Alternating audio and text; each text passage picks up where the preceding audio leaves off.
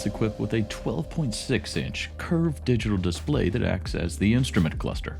It can be navigated by the cursor button on the right-hand side of the steering wheel. Each push of the cursor button will move from one instrument cluster element to the next, including the head-up display. If you would like to access additional options for each instrument cluster element, roll up or down depending on the instrument cluster element. Let's take a look at the center display. The first screen is a heritage screen. The second screen is going to be an assistance system screen if you have equipped adaptive cruise control or InnoDrive. The next two screens will be map screens.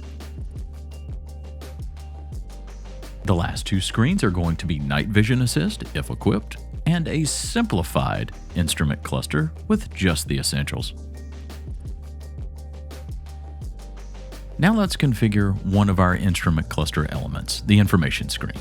Select Settings, Displays, Instrument Cluster, Customize View. Now you can select a line you would like to change. Let's select line 4. Here you can see a wide variety of possibilities for your customized view. For this one, we'll select Phone. You've now configured your information screen on your new Cayenne.